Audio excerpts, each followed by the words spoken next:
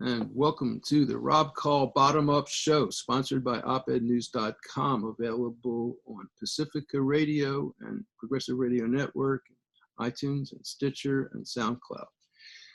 My guest for this show, and I'm very excited to have her on, is Donna Nevel.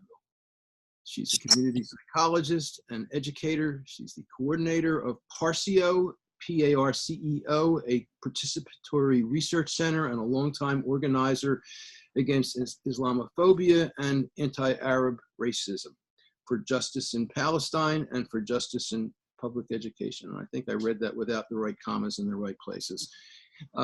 You are associated with a couple of different websites, JewsSayNo.com and JAAMR.com. Welcome to the show.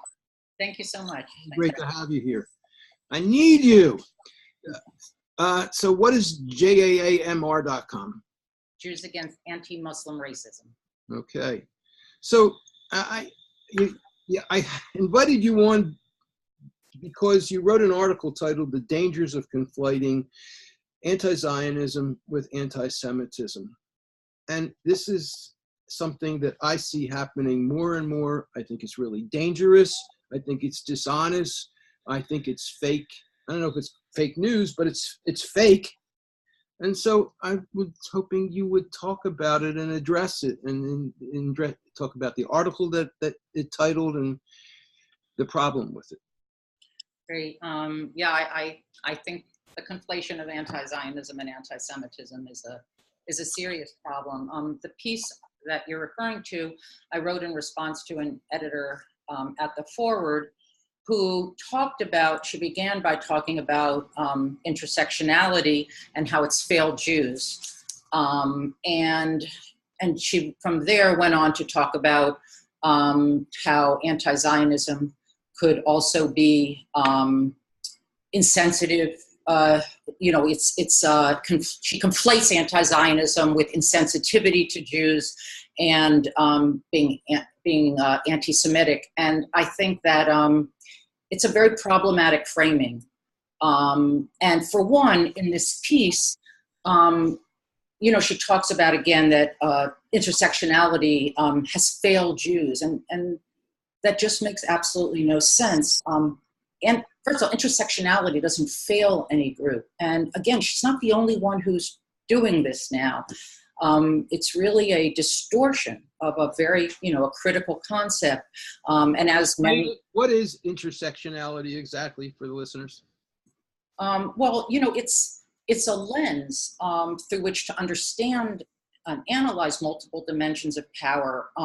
It's been articulated and lived and shared. It was a term coined by legal scholar Kimberly Crenshaw, but it's also been a principle of feminists of color movements for a very long time. And she talks about it, this author, as if it's a hierarchical structure, and so it prefers some groups over others, and Jews are one of the groups she says aren't preferred. But it's just a distortion of what the concept is. And so intersectionality is really a framework, and it's a tool, an analytic tool, and it really focuses on the effects and the overlap of structural oppressions among communities that have been impacted by injustice. And again, there's so much out there. If one wants to know about intersectionality, that articulates it far better than I am. But again, it just showed on her part, and I think on the part of those who kind of do this kind of distorting of an intention to talk about Jews and in fact conflating Zionism, because the critique that intersectionality, or not even using principles of intersectionality, the critique of when we talk about racism and imperialism, anti-Semitism is one of those injustices that we challenge, as is Zionism. So to conflate Zionism with anti-Semitism is exactly the opposite of what we should be doing. We should be talking about what are the injustices we need to be looking at, analyzing, and challenging. And there are movements, global movements that are deeply committed to looking at the intersections of the struggles both locally, domestically, and globally. And challenging Zionism is a critical part of that struggle, as is challenging anti-Muslim racism and classism and white supremacy and anti-Semitism as well. And anti-Semitism, of course. But I think what you are calling out, this writer, this editor for the forward, Batya Unger Sargon, is that she is basically saying that she's, I think it's a very dishonest thing she's doing. She's suggesting that intersectionality is failing when it comes to the Jews. And she repeatedly in her article talks about the left and progressives as being anti-Semitic or not treating the Jews right. Exactly. And I think there's also a lot of anti-left sentiment that's thrown in there. She talks about the left as if it's one monolithic body and not made up of multiple communities. And certainly in the movement for justice in Palestine, as in many other movements I've been part of, there is a strong commitment to challenging anti-Semitism as well as all forms of injustice. And so she continuously kind of reinforces this notion, which I think is quite dangerous, that to oppose Zionism is to be against Jews. So she says, Jews feel when they show up, there's always something wrong with them. They're expected to check their Zionism at the door. Again, conflating being Jewish and being Zionist. Being Zionist, supporting Zionism or opposing Zionism is supporting a political ideology. It's being an anti-Zionist, being opposed to Zionism, is being opposed to the policies of a nation state. It's being opposed to apartheid. It's being opposed to ethnic cleansing.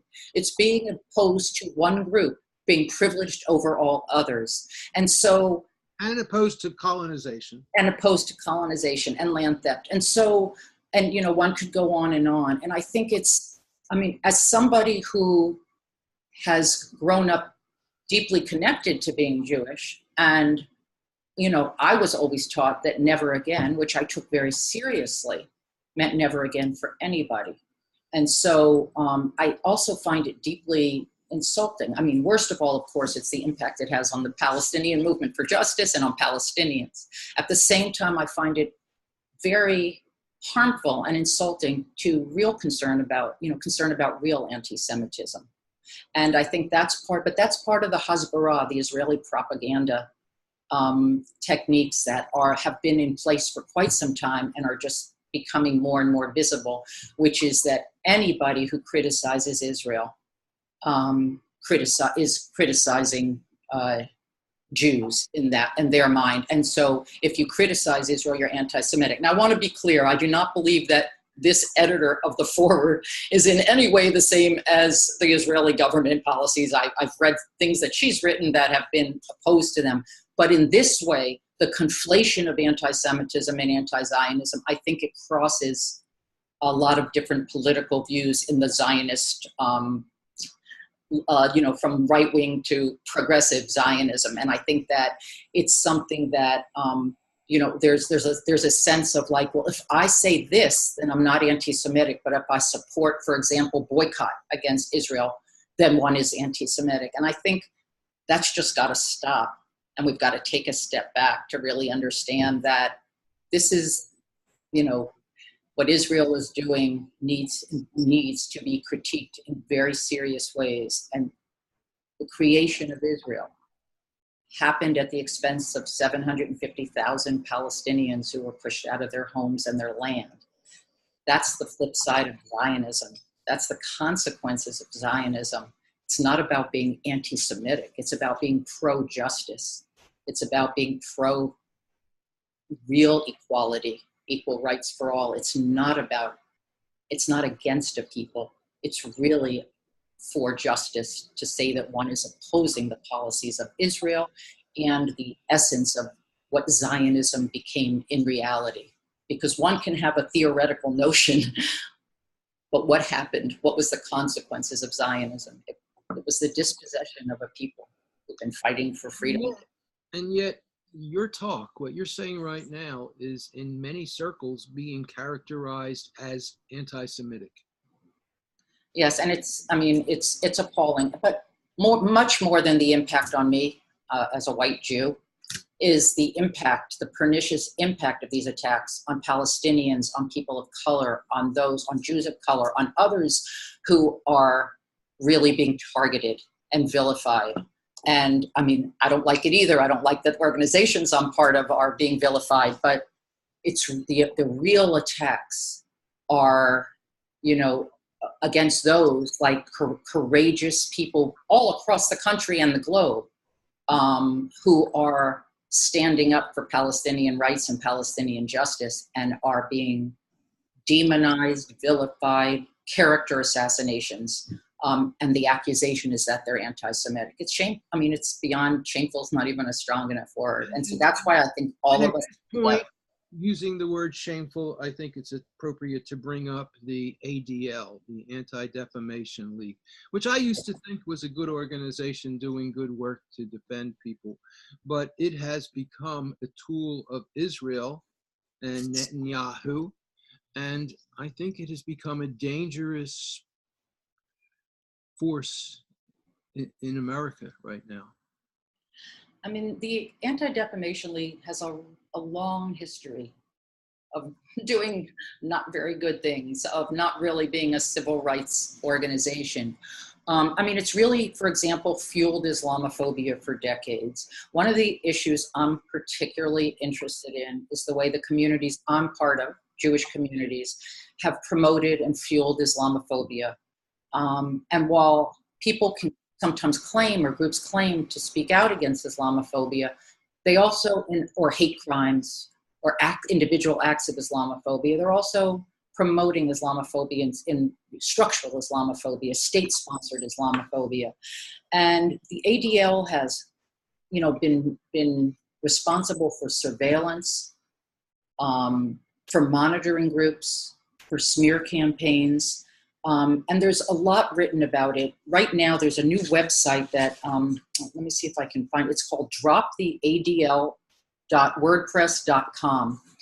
And a number of people came together to put lots of resources on there. And there's many groups from Palestinian and Arab and Muslim communities who've been doing work as well, really looking at the ADL. This website came together from another number of individuals and groups who are working on it. And my colleague Ellie Balkin and I, for a long time, we've been working together to challenge Islamophobia, particularly holding our communities responsible, and Jews against anti-Muslim racism.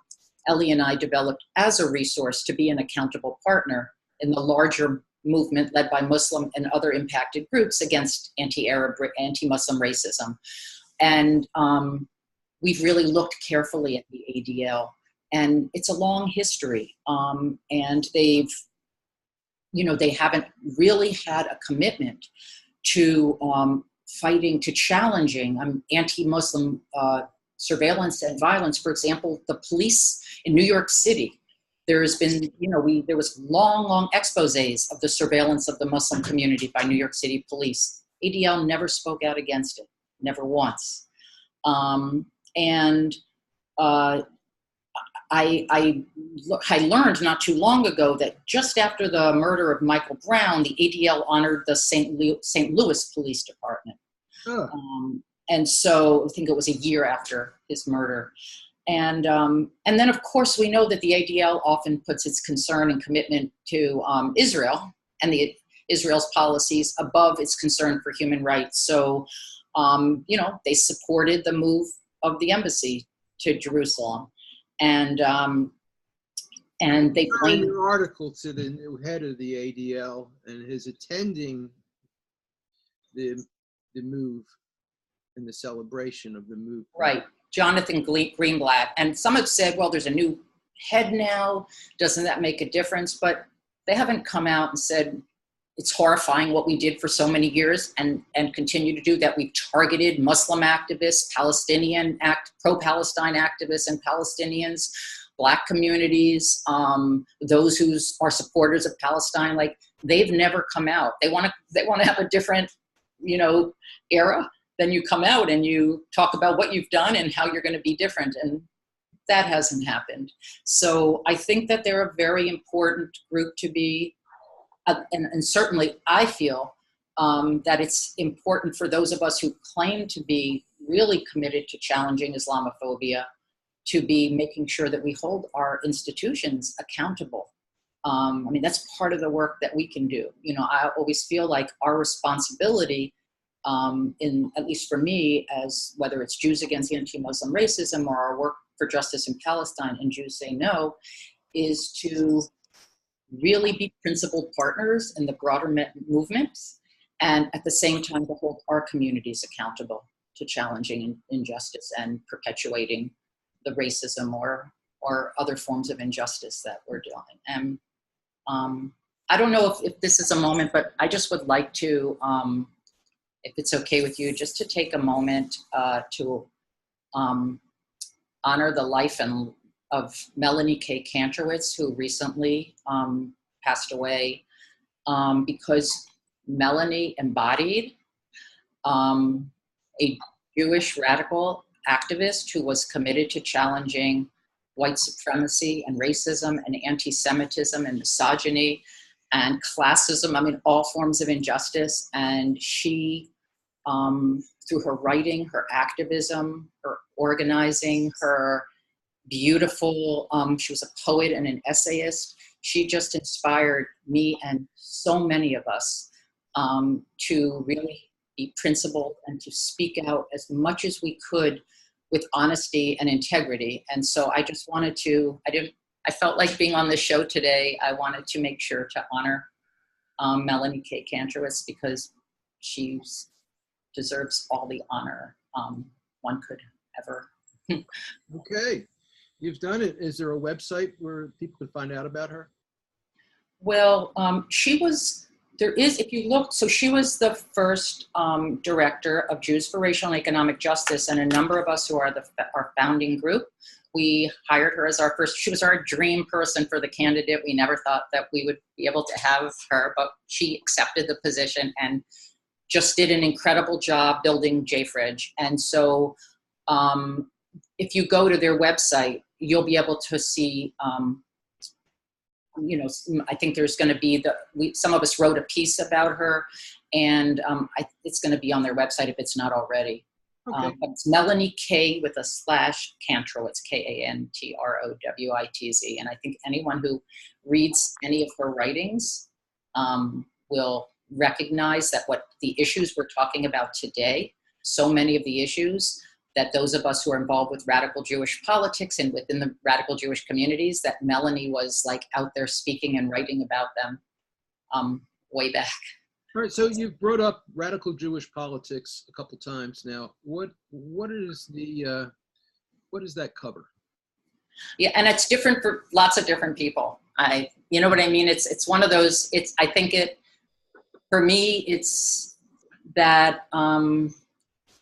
I've chosen to do some of my activism, and others I work with have chosen to do some of our activism where, you know, as I was saying, we want to be able to speak out, to hold our communities accountable, and also collectively to really think about what it means to be a partner in a broader movement that's led by Palestinians for Palestinian justice, that's led by Muslim and other impacted communities against anti-Muslim racism.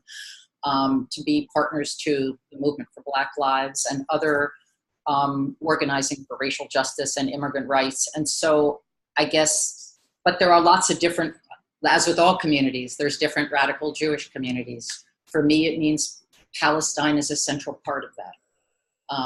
And in my work and organizing, it's very much intertwined with my commitments and work for justice. And I look to, many others who've been doing this work much longer than I have, who also were really out there kind of doing this kind of work, and doing it as part of Jewish communities. But again, there's really not one radical Jewish community, and I think it doesn't have one meaning. So you write about how this editor, Batya Ungar-Sargon, at the forward, suggests that she says that most Jews support Zionism.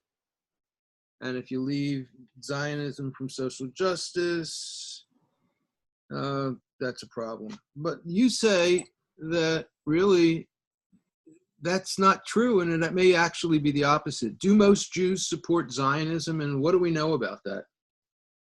I can't definitively answer the question, although I will say two things. One is that I have seen polls that have showed more and more Jews, young Jews particularly, but all Jews, are more critical of the Israeli government.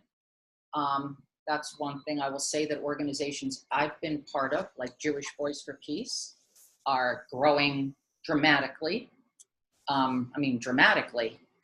And so my feeling is that Jews supporting justice in Palestine is, and who don't define as Zionists, is definitely growing. But I also feel like going back to her argument, it doesn't make you even if most Jews supported Zionism, opposing Zionism doesn't make you anti-Jewish. I mean, that's just a nonsensical, in my view. It's just it's illogical. And again, if I don't, why it's illogical, why it's not true. It's not, because if most Jews support policies, that are racist, no, let me take a step back. If you oppose racism, even if most Jews supported racism, which I don't believe, I'm not making that statement, I'm just using a hypothetical, you wouldn't be anti-Jewish to say you're anti-racist. Right. So even if most Jews. So what you've written is Zionism is an ideological position. Exactly, and it's a critique. Again, it's an ideology. It's a critique, like a critique of white supremacy, of a system of oppression. It's a critique of a system of injustice. It's a critique of a nation state, of the policies of a nation state. You're talking about anti-Zionism. Anti-Zionism, and so that is not anti-Jewish. Right. Even in the event that the majority of Jews supported that system of oppression, that's not anti-Jewish to oppose that system of oppression. That's what I was saying was illogical. What I say is, if I criticize the United States, or if I criticize the president, that doesn't mean that I hate my country or that I'm not patriotic. It means that I criticize the policies. And I think that that's really what it's all about. But what is incredibly dishonest and of incredibly low integrity is this attempt to conflate anti-Zionism and criticism of Israel and opposition to the policies of Israel with anti-Semitism. I think that's, and again, you asked me to be on the show speaking about this particular article, but I want to say that I think it's much broader than one article and manifests itself in so many different ways. And this was an article expressing views I strongly differ with and felt it was important to speak out against. But to me, much more serious are the relentless attacks by supporters of the Israeli government. Much more serious than this article, which I feel deserves response, but are the right-wing Jewish or mainstream Jewish organizations and the Israeli government apparatus that is relentlessly targeting supporters of Palestine on college. Well, let's get into that after. Let me just do a brief station ID and then we'll keep going, okay? So this is the Rob Call Bottom Up Show, sponsored by opednews.com, where you will find probably at least 1,000 articles talking about Israel and Palestinians and the issues there. I'm Jewish, and I'm the publisher of Op-Ed News, and I get a lot of criticism for taking a stand criticizing Israel. And so I wanted to have Donna Nevel on the show to have a conversation with someone else who is a Jewish radical who has similar ideas and positions on it, but I think who's thought it through a lot more than me. And so I needed some help. So Donna Nevel is a community psychologist and educator. She's a coordinator of PARCEO, P-A-R-C-E-O, a participatory research center. She's a longtime organizer against Islamophobia and anti-Arab racism. She's for justice in Palestine and for justice in public education. And she's connected with JAAMR.com and JewsSayNo.com. So tell us more about how it's worse than just that article. Oh, I mean, I think what I was beginning to talk about was that there are students on college campuses being targeted. There's right-wing groups that, put flyers up on campuses, accusing them of being anti-Semitic or terrorists. And of course, the greatest impact is on Muslim students, on Palestinian students, on students of color who, and there's websites that are created so that if you've done anything on your campus as an academic or a student supporting Palestinian rights, you're targeted. There's been professors who have been up for tenure or positions or, on their campuses where the attacks have been so vicious that it's harmed, you've destroyed careers. It's a Hasbara is meaning like propaganda, and it's like the most vicious propaganda campaigns that's goal is to destroy people's lives, careers. And there's, a lot of resources put into it.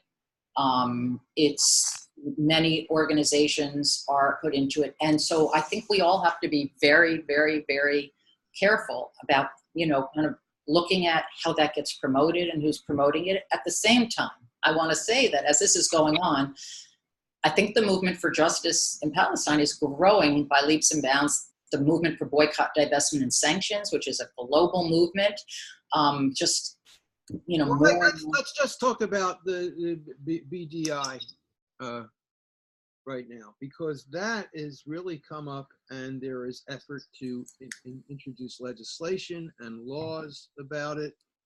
Can you talk a little bit about where that's going? I think that's extremely dangerous, the idea of characterizing BDI anti-Semitism rather than a political statement against the policies of Israel. Yeah, first, I want to say a couple of things, though, too. There's an amazing group, a legal group called Palestine Legal that actually supports, they are, first rate. And they support professors and students on campuses across the country who are being targeted. And they have been challenging, as have many, many groups across the country, the anti-boycott legislation that's been taking place and happening. And so that's something that activist groups and organizers, again, from Palestinian groups to coalitions like the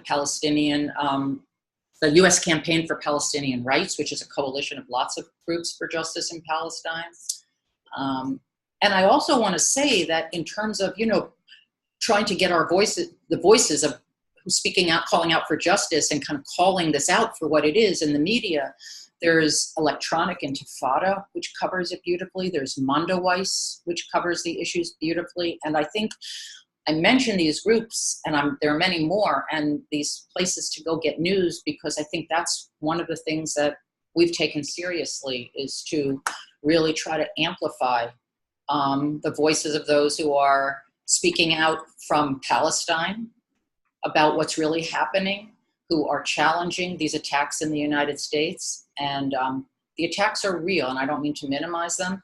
At the same time, I think the organizing that's going on is very powerful. And I know for me, it's very inspiring. I mean, I sometimes will look, there's so many writers, but whether it's Stephen Salaita or Nada Elia or Nora Erekat, all very, very strong, powerful Palestinian voices who are able to, who analyze and put out the truth and say things that we all should be learning from. And there's many, many others. And to look at Palestinians who are, fighting day and night in Gaza and in Palestine itself. And so it's one of the things I know for me that I'm constantly thinking about, like, how do we make sure that we are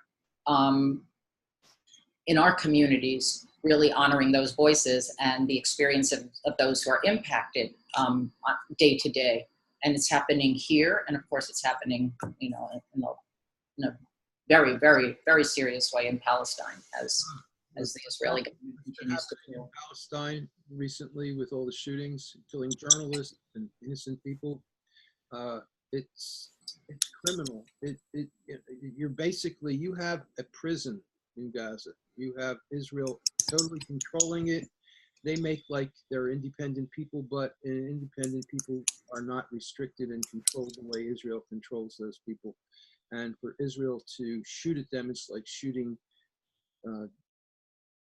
apples in a barrel. I mean, it's shameful, and they should be protecting those people as prisoners, which is what I think they really are in reality. But I want to hear a little bit more about Hasbara. Talk a little bit more about that. I have not heard that term that much, and I'd like to hear more about it. I mean, I think it's part of a pattern of, you can't kill the message, because the message is a message for truth and justice. So they're really out to kill the messenger, destroy the messenger. So if you're, so that's one of the strategies. And the way to do that is anytime anyone criticizes anything, you accuse them of being criticizes Israeli policy or Zionism, you accuse them of being anti-Semitic. And that's just a very, it's a technique that gets response. I think it's being exposed more and more. And I think that, that's the, I'm sorry, I didn't hear. What do you know about Hasbara? Hasbara is the propaganda. It means propaganda. It's the Hasbara campaign, the Israeli propaganda campaign. It's just what it's called. It's it's the beautification, making Israel seem like it's the victim, and making Israel seem like it's surrounded by violent enemies. It's the whole campaign to completely distort the reality and the truth. And so, and of course, as part of that, there's never even remotely an acknowledgement that Israel was created on the backs of the Palestinian people who were pushed out of their homes and lands, and 750,000 people. So, a lot of people who were pushed out of their homes and their land and forced into exile. So they continue to do it. I mean, you've got absolutely. It's called people say the ongoing Nakba, because it has not stopped. What does Nakba mean? The catastrophe. It's an Arabic word. It refers to the catastrophe of 1948 and before, leading up to the creation. I know that there are hundreds of millions of Muslims who refer to the Middle East as the Nakba. Who what? There are hundreds of millions of Muslims who refer to the Middle East, to Israel, as the Nakba. Well, I think Palestinians generally refer to the Nakba, and I think increasing numbers of Jews and others across the globe who, we should have known, because there was always information there. There were always stories that were shared. There's been lots of Palestinian material out, descriptions of the Nakba for a very long time, since the creation of the state. And there have also been Israeli documentation and others. Many of us, we were victims of our own, or subject to our own propaganda, the education that we received, whether it's in Hebrew school or in our Jewish education. But I don't consider that an excuse. I just consider that one part of the story, and the other part is that we have a responsibility to learn all we can about the Nakba, so that we can then act accordingly. And that's why a group of Jewish women, came together to create the Facing the Nakba project, which is now a project of JV, Jewish Voice for Peace, but Rabbi Alyssa Weiss and Marilyn Kleinberg-Niemark and Nova et Shalom. And we came together to create a curriculum that grew out of a workshop we'd attended by a group called Zochrot, which is an Israeli Jewish group called Zochrot. That means remember. They're a beautiful group in Israel because they see as their responsibility to make the Nakba visible to the Israeli Jewish community. And part of that is they do tours and they show villages. They show villages that were Jewish, now Jewish villages, but that were Palestinian Arab villages before, Palestinian Arab villages. And so they do tours. And so we created a 7-session curriculum that begins with the history of the Nakba and looks at what happened over the years and ends with a session on the right of return. Okay, so what do advocates for Israel say? I mean, you're going to give your message. What are they going to say in response to it? Well, some say that's what happened. Those who do acknowledge that there was.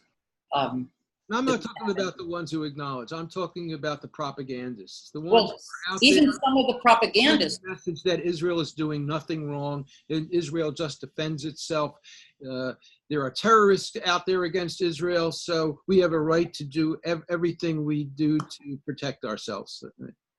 And I think even for those who... I answered my own question. Yeah, you answered your own, but even for those, there are those who say Israel did these things, who acknowledge it, but say that's the price that had to be paid for a Jewish state. So if you follow that logic, of course, it's saying it's privileging Jewish lives over Palestinian lives. I mean, that's all it means, is that because, of course, we all know you can't have, self-determination and liberation at the expense of another people is an oxymoron. It's just not possible. Unless you look at the United States, and if you look at what Europe did to all of South America, I mean, it's the history of European white people mostly. Right. And I think that, but that's what, going back to like how Israel justifies it. I mean, and of course it also, it was done to Palestinians, also to Mizrahi Jews and Arab Jews who also were treated horribly by the Zionist movement and the Israeli government. And there's been a lot that's come out. There's Jews of Color Caucus that's in partnership with JVP. And they are doing come together doing really meaningful work, as are others, looking at what the impact on Jews of color and Jewish communities of color was, both in the United States and during the creation and after the creation of the state. So there's been a lot of that too, about the racism within Jewish communities in Israel. And so that's also very important work that, again, people knew about it, but people try to erase it or cover it up. And I think part of the organizing that's so powerful is saying, no, this is going to be visible, and this needs to be visible, and there needs to be a reckoning with it. And that part of that is about how to affect change that's just. And yet, a big challenge with Israel is the nature of its government, because the way they're set up is small groups, minority groups, are often allied with bigger groups to take control of the government. And that's happened over and over again. So you get these extreme, ultra-Orthodox groups negotiating. And I think that is what has put Israel in the position that it's in, where they have a disproportional power.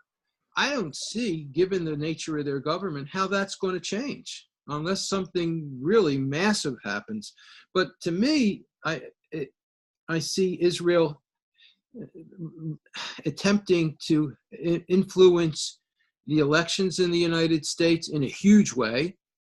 And what is it? 80% of Orthodox Jews are Republican, and Netanyahu has fully embraced Donald Trump. I have some real problems with that. I've been treated I feel I'm not an Orthodox, and I feel that I've been treated by some Orthodox with anti-Semitism towards me. I think that there are Orthodox out there who, if you're not one of them, then they will treat you as non-Jew or self-hating Jew. I'm sure you've been called that before. Any thoughts about these kinds of questions? Yeah, I mean, I think I probably wouldn't set apart Orthodox Jews more than any of us who tend to do us and them.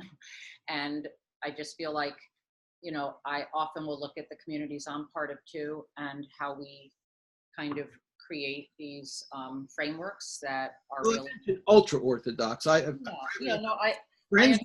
Many friends who are Orthodox, and they're just fine, even if they are Republicans. But I mean, I just have seen that, you know, if you look in Israel at these ultra Orthodox who demand that women move out of their airplane seat, things like that. I mean, the level of patriarchal thinking and almost misogyny is frightening. I don't know.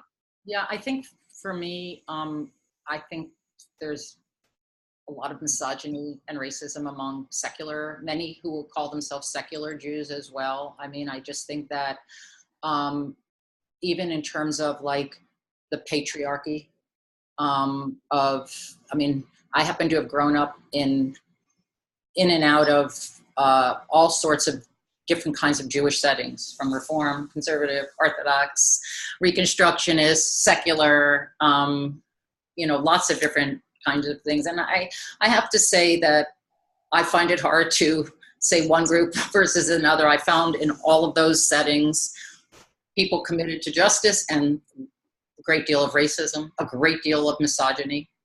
And as is in all communities that, you know, I've been connected to, and amongst those of us, you know, on the left. I mean, when the forward editor went on about, you know, people on the left being anti-Semitic and all that, I mean, my feeling is that, I mean, I've done work on Islamophobia, and I feel like those of us in the movement, those of us who are Jews challenging Islamophobia, need to challenge ourselves all the time, because it's so easy, particularly when it's as all-encompassing as anti-Muslim racism is in this country. I mean, it's in the core of, it's in our media, it's everywhere. I mean, you can't even find an area. Structural Islamophobia is everywhere. That I think we need to be. I don't only want to talk about them in my community that's Islamophobic. We need to challenge ourselves constantly. And so, I think that. Thank you. You're right. You're right. Yeah, so for me, it's about, like, yes, of course, those of us on the left, particularly if we're white, and in my case, white and Jewish, and we constantly have to be reflecting on how we do this work, on how we enter spaces, on how we think about our roles, and on what we bring with us. I do want to just make one correction, by the way, because I didn't want to say their name wrong. It's the Jews of Color in Sephardi Mizrahi Caucus, organized in partnership with Jewish Voice for Peace. So I just wanted to mention them there correctly if people wanted to look up some of the writings and work that they've done. But anyhow, so that's, you know, that's to me a constant challenge. Is I'm really big on, I think community education is critical. And it's one of the reasons I've been part of Jews Against Anti-Muslim Racism and facing the Nakba Project, because I feel like if we're going to do this work thoughtfully, particularly those of us who are part of dominant society in one way or another, I think that we have to really do that work so that when we get out there to be partners, we're doing it in a way that's really responsible. Now, what my experience is, I became a member of a Reconstructionist congregation, and the rabbi, she was the wife of, I think, one of the founders of Rabbis for Peace. And so the congregation was very much conscious of the mistreatment of Palestinians and the injustices that were happening there. And among my Jewish friends, I find the ones that are the most Zionist, outside of ones who are Orthodox, the ones who the only time they enter a synagogue is for a wedding or a funeral or a bar mitzvah. and they tend to be very much secular, except in their heads they're Zionists, which is really kind of ironic and maybe a bit hypocritical and frustrating. I'm just throwing some observations at you. Any thoughts about how do we wake these people up? I mean, I think, one thing I want to say about people's organizing and what people choose to do, I think we have, there are different ways to be out there and to do meaningful work. And for me, for whatever reasons, I still engage, I want to engage within the communities that I'm part of. So I really want to. I mean, maybe it's because I grew up with parents who were so ethical and who taught me be proud of who you are, but never think you are better than anyone else. And so Friday night we sang Yiddish, Yiddish labor songs, socialist labor songs on the piano. My father did, and they were just.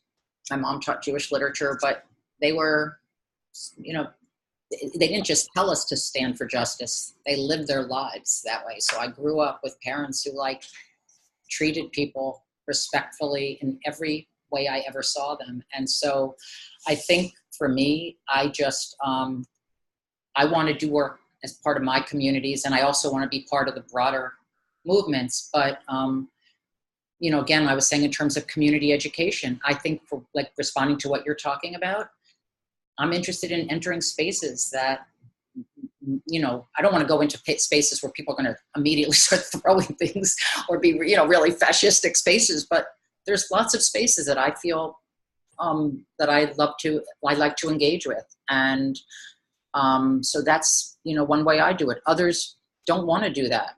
And that's not where they want to spend their time. So I just think there's lots of different ways to think of being an activist and an organizer. And I think that that's important for people to be aware of. I always say to people, I'm extremely claustrophobic. There are certain actions I would love to participate in. I would be a hindrance. I would not be able to do it in a supportive way. So when we had the US boat to Gaza, I was working on the media piece. And that was the way I could contribute, because I couldn't be, I wasn't able to be a passenger on the boat. You're talking about the first one? The U.S. boat to Gaza. And so many people that I really respect and admire who were on that boat and, who their courage was inspiring. And I had to find out for myself how I could contribute, recognizing that I could not be on that boat out at sea. Anytime there's anything like that, we publish it, reports on it, and accounts from the people on it at opednews.com. So when you're doing your kind of work, keep us in mind, because we'll publish the reporting on that. There have been some tragedies. It was the flotilla where the Israelis landed and killed people. Right, and again, not that it's not without precedent. We know, of course, U.S. Those of us from the U.S., there was Rachel Corrie and others. But again, those who are in the most immediate danger at the hands of the Israeli government are Palestinians, and other people of color. And we know that from, also Muslims trying to enter the country. And so there's, it's Palestine activists too, and it has moved beyond now to Jewish pro-Palestine activists. But I still think that, it's important to also focus on where the real assaults and violence is directed toward. Like Ahad Tamimi. At what? Like the teenager Ahad Tamimi, who was attacked, brutalized, and then joked about. Yeah, look right now, Palestinians marching for their dignity. Beautiful. If you want to look and be inspired, the Great March of Return, you want to look at a community that's just coming forth for dignity. And then what are they met with? Repulsive violence. And then, of course, the media, as we know, will try to distort it and cover it as if it was like two sides fighting, when that's not what was going on at all. And so, I have to say that for me, I am daily inspired by that continued resistance that's taking place in Palestine and across the globe, and at the hands of a real brutal government. I mean, there's no other way to call the Israeli government. It's brutal. It's brutal, and it's like Jimmy Carter said, it was an apartheid government. Yeah. I can't talk about Zionism without bringing up one subject, and that is that there are about 80 million Zionists in the United States, and they're primarily evangelical Christians. I think it's John Hagee is one of the leaders of that group of people, and one of the reasons that they're so interested in Israel is because of their belief in the rapture, that there's going to be the devil's going to come back, that there's a series of events are going to happen, and then people who are believers are going to be raptured off into heaven, leaving behind the non-believers. And that's what the Left Behind book series, which has had over 50 million books sold, is all about. And so it's this crazy mythological total abuse of the teachings of Jesus that has led to Zionism and Zionists having such a powerful effect upon these victims in Palestine and in the United States too, and its effect on politics. I mean, it's almost impossible for any member of Congress to speak out and question Israel and challenge the behavior of Israel without being massively attacked by AIPAC and by the people that it rallies to its defense of Israel, really. Right?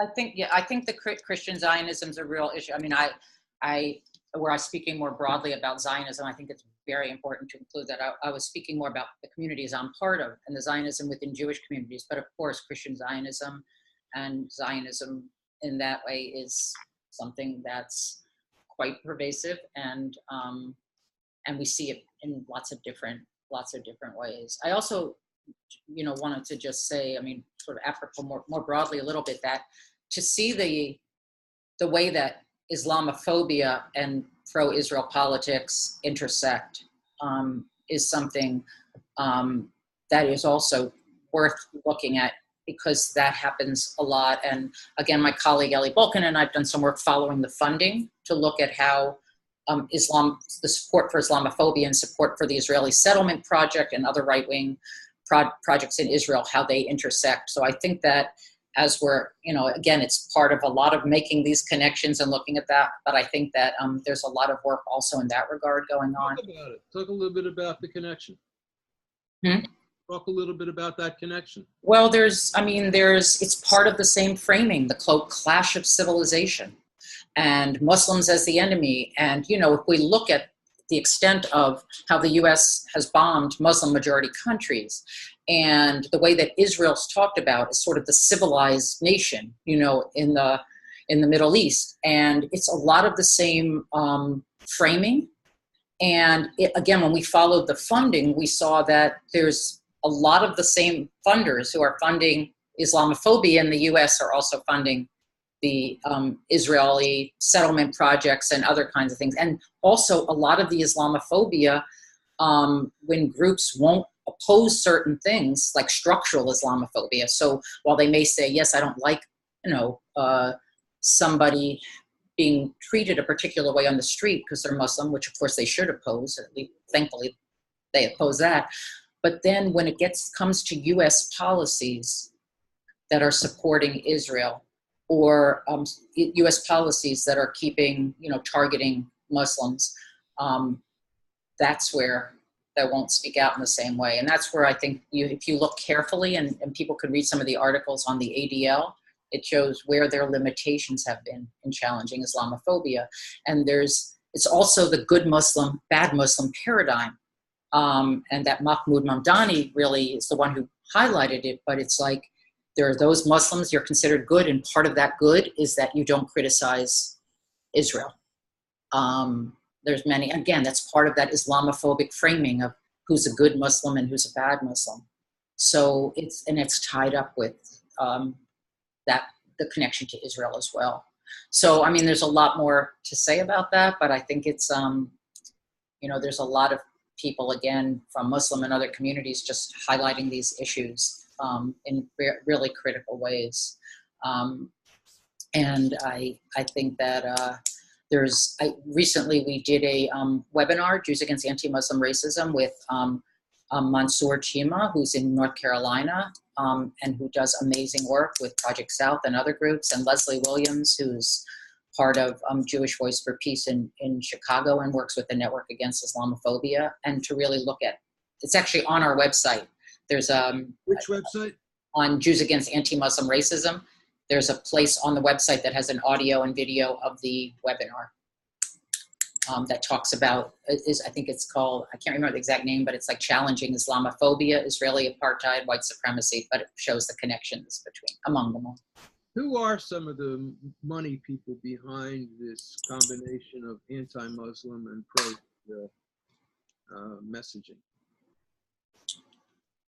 Well, it's a lot of the people that, we see out there now. I mean, there's all these, the right-wing think tanks. And I mean, what was interesting, or not interesting, frightening, but a lot of the people that we kind of heard about, Pamela Geller and Richard Spencer, all these, Richard Spencer and others who were, Frank Gaffney, and who are kind of out there for a long time, all of a sudden what was considered, they were considered way out there, but then you could see they were much closer to spheres of power. Bridget Gabriel from Act for America, who was seen in the White House. And so there are lots of the, these guys who've been promoting Islamophobia, white supremacy, are very pro-Israel, who have had much more relationship with the White House, or at least have had, their names have become much more out there as being welcome and being, or even inspiring government policy. And I think if you go back through kind of the Trump administration and see kind of who's been connected to the White House, you see a lot of these Islamophobes who have now gotten closer to spheres of power. Okay, anything you want to wrap up with here? No, I guess just to say that I'm one person. I have made my commitments and connections to being part of the groups I'm part of, but I think for me the most important thing to think about is how to really think about being, as I said before, but I just like to reiterate it because I think it's so important, really being a principled partner in the broader movements, and really thinking about, for those of us who aren't daily impacted by different forms of injustice in the way that others are, to always be thinking about kind of how we do our work and how we enter, as I said, how we enter spaces and how we think about our role, and then to get out there and do it with as much passion and conviction and love as we can. Okay. Been listening to Donna Nevel, who is a community psychologist and educator and a part of JAAMR, Jews Against Anti-Muslim Racism.com, and JewsSayNo.com. Thanks so much for being on the show. Thanks for having me.